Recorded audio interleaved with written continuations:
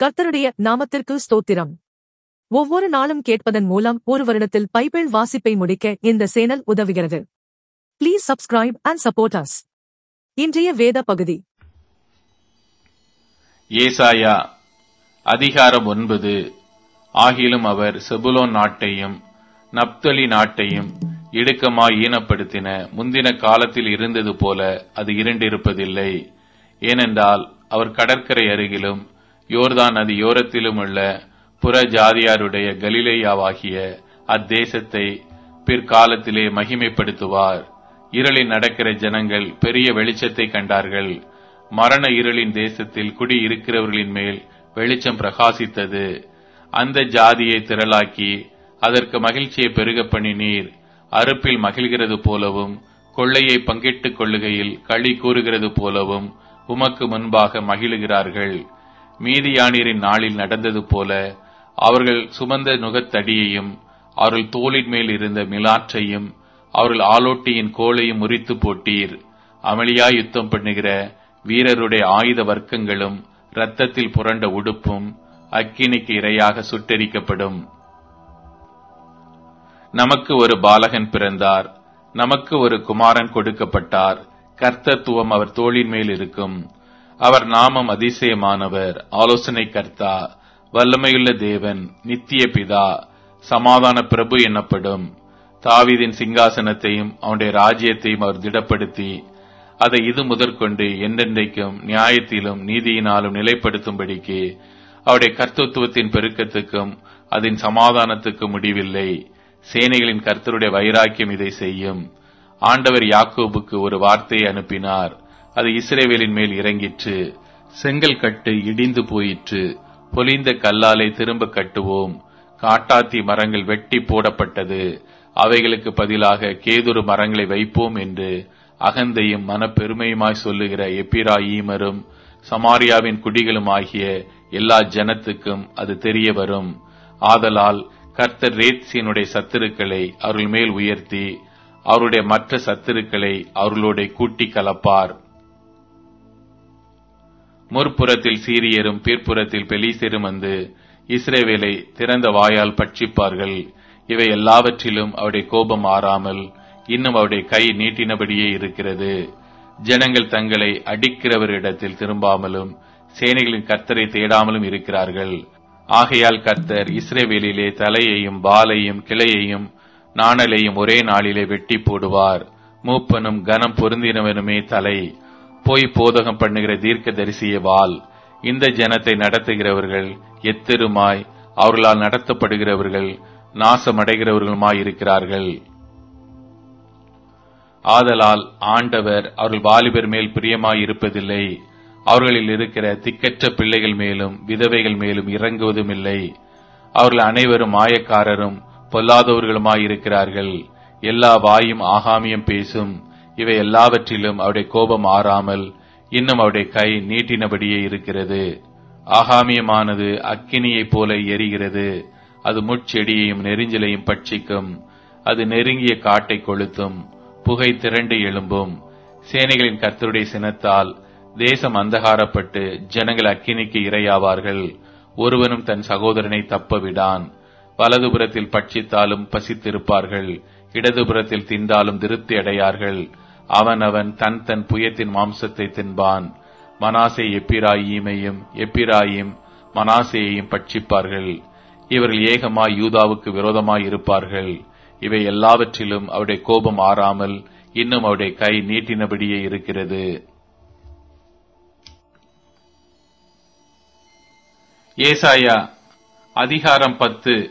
ஏழைகளை வழக்கிலே தோற்க பண்ணவும், என் ஜனத்தில் சிறுமையானவர்களின் நியாயத்தை புரட்டவும், விதவைகளை சூறையாடவும், திக்கற்ற பிள்ளைகளை கொள்ளையிடவும், அநியாயமான தீர்ப்புகளை செய்கிறவர்களுக்கும் கொடுமையான கட்டளைகளை எழுதுகிறவர்களுக்கும் ஐயோ! விசாரிப்பின் நாளிலும் தூரத்திலிருந்து வரும் பால்கடிப்பின் நாளிலும் நீங்கள் என்ன செய்வீர்கள்? உதவி பெறும்படி யாரிடத்தில் ஓடுவீர்கள்? உங்கள் மகிமையை எங்கே வைத்து விடுவீர்கள்? கட்டுண்டவர்களின் கீழ் முடங்கினால் ஒழிய கொலை செய்யப்பட்டவர்களுக்குள் விழுவார்கள். இவை எல்லாவற்றிலும் அவருடைய கோபம் ஆறாமல் இன்னும் அவருடைய கை நீட்டினபடியே இருக்கிறது. என் கோபத்தின் கோலாகிய அசீரியனுக்கு ஐயோ! அவன் கையில் இருக்கிறது என் சினத்தின் தண்டாயுதம்.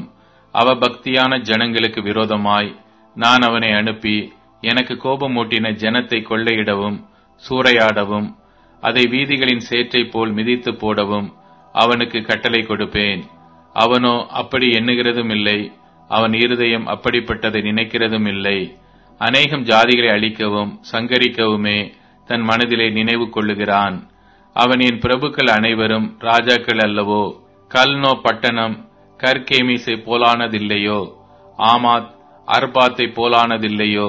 சமாரியா தமஸ்குவை போலானதில்லையோ? எருசலேமையும் சமாரியாவையும் பார்க்கிலும் விசேஷித்த சிலைகளுள்ள விக்கிரக ராஜ்யங்களை என் கை கண்டுபிடித்திருக்க, நான் சமாரியாவுக்கும் அதன் விக்கிரகங்களுக்கும் செய்தது போல் எருசலேமுக்கும் அதன் விக்கிரகங்களுக்கும் செய்யாமல் இருப்பேனோ என்று சொல்லுகிறான். ஆதலால் ஆண்டவர் சீயோன் மலையிலும் எருசலேமிலும் தமது செயலை எல்லாம் முடித்திருக்கும் போது அசீரிய ராஜாவினுடைய பெருமையான நெஞ்சின் வினையையும் அவன் கண்களின் மேட்டிமையான பார்வையையும் நான் விசாரிப்பேன் என்கிறார். அவன் என் கையின் பலத்தினாலும் என் ஞானத்தினாலும் இதை செய்தேன். நான் புத்திமான். நான் ஜனங்களின் எல்லைகளை மாற்றி அவர்கள் பண்டக சாலைகளை கொள்ளையிட்டு வல்லவனைப் போல் குடிகளை தாழ்த்தினேன். ஒரு குருவி கூட்டை கண்டுபிடிக்கிறது போல என் கை ஜனங்களின் ஆஸ்தியை கண்டுபிடித்தது. விட்டு விடப்பட்ட முட்டைகளை வாரிக்கொள்வது போல் பூமியை எல்லாம் நான் வாரிக்கொண்டேன். ஒருவரும் செட்டையை அசைத்ததுமில்லை, வாயை திறந்ததுமில்லை, கீச் என்று சத்தமிட்டதுமில்லை என்று சொல்லுகிறான். கோடாரியானது தன்னால் வெட்டுகிறவனுக்கு விரோதமாய் மேன்மை பாராட்டலாமோ? வாளானது தன்னை கை ஆடுகிறவனுக்கு விரோதமாய் பெருமை பாராட்டலாமோ? பாராட்டினால் தடியானது தன்னை பிடித்தவனை மிரட்டினார் போலவும், கோலானது நான் மரக்கட்டை அல்லவென்று எழும்பினார் போலவும் இருக்குமே.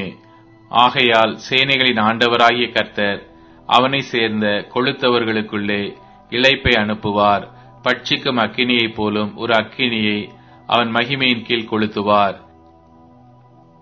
இஸ்ரவேலின் ஒளியானவர் அக்கினியும் அதன் பரிசுத்தர் அக்கினி ஜுவாலையுமாகி ஒரே நாளிலே அவனுடைய முட்செடிகளையும் நெரிஞ்சல்களையும் தகித்து பட்சித்து அவனுடைய வனத்தின் மகிமையையும் அவனுடைய பயிர் நிலத்தின் மகிமையையும் உள்ளும் புறம்புமாய் அழிய பண்ணுவார். கொடி பிடிக்கிறவன் களைத்து விழுவது போலாகும். காட்டில் அவனுக்கு மீதியான மரங்கள் கொஞ்சமாயிருக்கும். ஒரு சிறு பிள்ளை அவைகளை எண்ணி எழுதலாம். அக்காலத்திலே இஸ்ரவேலில் மீதியானவர்களும் யாக்கோபின் வம்சத்தில் தப்பினவர்களும் பின்னொருபோதும் தங்களை அடித்தவனை சார்ந்து கொள்ளாமல் இஸ்ரவேலின் பரிசுத்தராகிய கர்த்தரையே உண்மையாய் சார்ந்து கொள்வார்கள். மீதியாய் இருப்பவர்கள் யாக்கோபில் மீதியாய் இருப்பவர்களே வல்லமையுள்ள தேவனிடத்தில் திரும்புவார்கள். இஸ்ரவேலே, உன் ஜனங்கள் சமுத்திரத்தின் மணலத்தனையாயிருந்தாலும் அவர்கள் மீதியாய் இருப்பவர்கள் மாத்திரம் திரும்புவார்கள். தீர்மானிக்கப்பட்ட அழிவு நிறைந்த நீதியோടെ புரண்டு வரும். சேனைகளின் கர்த்தராகிய ஆண்டவர் தேசத்துக்குள்ளெங்கும் தீர்மானிக்கப்பட்ட அழிவை வரச் செய்வார். ஆகையால் சீயோனில் வாசமாயிருக்கிற என் ஜனமே, அசீரியனுக்கு பயப்படாதே. அவன் உன்னை கோலால் அடித்து எகிப்தியரைப் போல் தன் தண்டாயுதத்தை உன்மேல் ஓங்குவான். ஆனாலும் இன்னும் கொஞ்ச காலத்துக்குள்ளே என் உக்கிரமமும் அவர்களை சங்கரிக்கப் போகிறதினால் என் கோபமும் தீர்ந்து போம் என்று சேனைகளின் கர்த்தராகிய ஆண்டவர் சொல்லுகிறார். ஓரேப் கண்மலை அண்டையிலே மீதியானியர் வெட்டுண்டது போல சேனைகளின் கர்த்தர் அவன் மேல் ஒரு சவுக்கை எழும்பி வரப்பண்ணி எகிப்திலே தமது கோலை கடலின் மேல் ஓங்கினது போல் அதை அவன் மேல் ஓங்குவார். அந்நாளில் உன் தோளினின்று அவன் சுமையும் உன் கழுத்தினின்று அவன் துக்கமும் நீக்கப்படும். அபிஷேகத்தின் நுகம் முறிந்து போம். அவன் ஆயாத்துக்கு வந்து மிக்ரோனை கடந்து மிக் மாசிலே தன் ரஸ்துக்களை வைத்திருக்கிறான். கணவாயை தாண்டி கேபாவிலே பாளை மிறங்குகிறார்கள். ராமா அதிர்கிறது. சவுலின் ஊராகிய கிபியா ஓடி போகிறது. காலின் குமாரத்தியே, உரத்த சத்தமாய் கூப்பிடு. ஏலை ஆனதோத்தே, லாயிஷ் ஊர் மட்டும் எட்ட சத்தமிட்டு கூப்பிடு. மத்மேனா வலசை வாங்கிப்போம். கேபிமின் குடிகள் தப்பி ஓட கூட்டம் கூடுகிறார்கள். இனி ஒரு நாள் நோபிலே தங்கி சியோன் குமாரத்தியின் பர்வதத்துக்கும் எருசலேமின் மேட்டுக்கும் விரோதமாய் கை நீட்டி மிரட்டுவான். இதோ சேனைகளின் கர்த்தராகிய ஆண்டவர் தோப்புக்களை பயங்கரமாய் வெட்டுவார். ஓங்கி வளர்ந்தவைகள் வெட்டுண்டு மேட்டிமையானவைகள் தாழ்த்தப்படும். அவர் காட்டின் அடர்த்தியை கோடாரியினால் வெட்டி போடுவார். மகத்துவமானவராலே லீபனோன் விழும். 1 கொரிந்தியர் அதிகாரம் 12. அன்றியும் சகோதரரே, ஆவிக்குரிய வரங்களை குறித்து நீங்கள் அறியாதிருக்க எனக்கு மனதில்லை. நீங்கள் அஞ்ஞானிகளாய் இருந்தபோது ஏவப்பட்டபடியே ஊமையான விக்கிரகங்களிடத்தில் மனதை செலுத்தினீர்கள் என்று உங்களுக்கு தெரியுமே. ஆதலால் தேவனுடைய ஆவியினாலே பேசுகிற எவனும் இயேசுவை சபிக்கப்பட்டவன் என்று சொல்ல மாட்டான் என்றும், பரிசுத்த ஆவியினாலே அன்றி இயேசுவை கர்த்தர் என்று ஒருவனும் சொல்லக்கூடாதென்றும் உங்களுக்கு தெரிவிக்கிறேன். வரங்களில் வித்தியாசங்கள் உண்டு, ஆவியானவர் ஒருவரே. ஊழியங்களிலேயும் வித்தியாசங்கள் உண்டு, கர்த்தர் ஒருவரே. கிரியைகளிலேயும் வித்தியாசங்கள் உண்டு, எல்லாருக்குள்ளும் எல்லாவற்றை நடப்பிக்கிற தேவன் ஒருவரே. ஆவியினுடைய அனுக்கிரகம் அவனவனுடைய பிரயோஜனத்திற்கென்று அளிக்கப்பட்டிருக்கிறது. எப்படி எனில், ஒருவனுக்கு ஆவியினாலே ஞானத்தை போதிக்கும் வசனமும், வேறொருவனுக்கு அந்த ஆவியினாலேயே அறிவை உணர்த்தும் வசனமும், வேறொருவனுக்கு அந்த ஆவியினாலேயே விசுவாசமும், வேறொருவனுக்கு அந்த ஆவியினாலேயே குணமாக்கும் வரங்களும், வேறொருவனுக்கு அற்புதங்களை செய்யும் சக்தியும், வேறொருவனுக்கு தீர்க்க தரிசனம் உரைத்தலும், வேறொருவனுக்கு ஆவிகளை பகுத்தறிதலும், வேறொருவனுக்கு பற்பல பாஷைகளை பேசுதலும், வேறொருவனுக்கு பாஷைகளை வியாக்கியானம் பண்ணுதலும் அளிக்கப்படுகிறது. இவைகளை எல்லாம் அந்த ஒரே ஆவியானவர் நடப்பித்து தமது சித்தத்தின்படியே அவனவனுக்கு பகிர்ந்து கொடுக்கிறார். எப்படி எனில், சரீரம் ஒன்று, அதற்கு அவயவங்கள் அநேகம். ஒரே சரீரத்தின் அவயவங்கள் எல்லாம் அநேகமாயிருந்தும் சரீரம் ஒன்றாகவே இருக்கிறது. அந்த பிரகாரமாக கிறிஸ்துவும் இருக்கிறார். நாம் யூதராயினும் கிரேக்கராயினும் அடிமைகளாயினும் சுயாதீனராயினும் எல்லாரும் ஒரே ஆவியினாலே ஒரே சரீரத்திற்குள்ளாக ஞானஸ்நானம் பண்ணப்பட்டு எல்லாரும் ஒரே ஆவிக்குள்ளாகவே தாகம் தீர்க்கப்பட்டோம். சரீரமும் ஒரே அவயமாயிராமல் அநேக அவயவங்களை உடையதாயிருக்கிறது. காலானது நான் கையாய் இராதபடியினாலே நான் சரீரத்தின் அவயமல்லவென்றால் அதனாலே அது சரீரத்தின் அவயமாயிராதோ? காதானது நான் கண்ணாய் இராதபடியினாலே நான் சரீரத்தின் அவயமல்லவென்றால் அதனாலே அது சரீரத்தின் அவயமாயிராதோ? சரீரம் முழுவதும் கண்ணானால் செவி எங்கே? அது முழுவதும் செவியானால் மோப்பம் எங்கே? தேவன் தமது சித்தத்தின்படி அவயவங்கள் ஒவ்வொன்றையும் சரீரத்திலே வைத்தார். அவையெல்லாம் ஒரே அவயமாயிருந்தால் சரீரம் எங்கே? அவயவங்கள் அநேகமாயிருந்தும் சரீரம் ஒன்றே. கண்ணானது கையை பார்த்து நீ எனக்கு வேண்டுவதில்லை என்றும், தலையானது கால்களை நோக்கி நீங்கள் எனக்கு வேண்டுவதில்லை என்றும் சொல்லக்கூடாது.